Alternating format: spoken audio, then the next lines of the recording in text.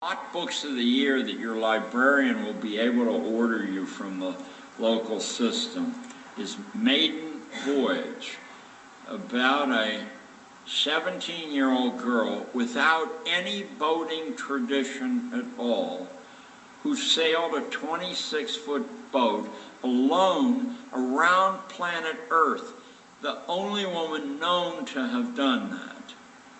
I think others will have done it, but she's the only one known to have done it.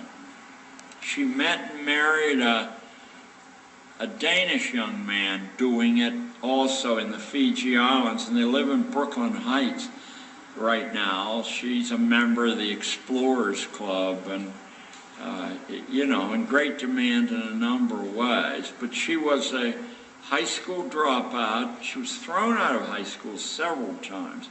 A horrible human being, and her father threw her out of the house, but said you can either have a check for enough money to go to 4 years of college if any will accept you, or I'll buy you a 26-foot boat. It's not very long. I'm probably 20 feet from you right now, 18.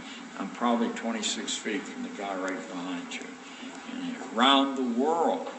Cheated on her navigation examination, so she absolutely did not know what she was doing, was 800 miles off the coast headed for Bermuda, in general headed for Bermuda, when over the ship's radio came an announcement that an enormous hurricane was racing north from the west, from the Indies, and she knew she'd be dead if she didn't know how to make landfall in Bermuda. But Bermuda's like a tiny little dot with nothing around it at all. She sat in the hold of the boat with a flashlight, desperately looking at navigation charts, which are just these big piles of numbers there. And she made Bermuda Harbor, and 2 years later, she sailed around the world alone.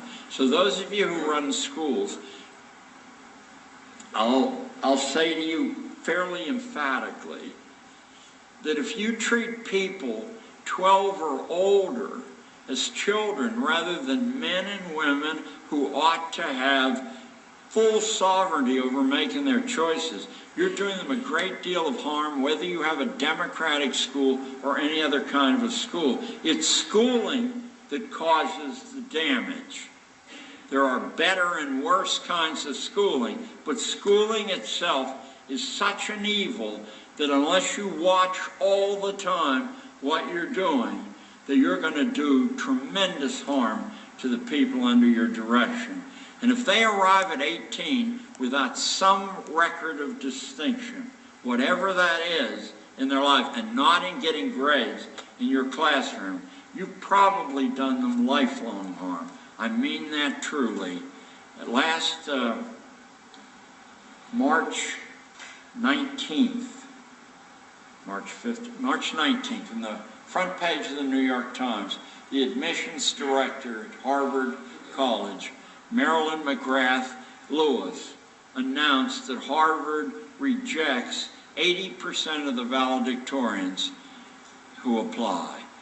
80% of the people who sacrificed everything to get the best grades in the school turned down by Harvard. Why? Because Harvard only accepts people who have a record of distinction when they apply, and grades and test scores are no record of distinction. They're a record of obedience and memorization.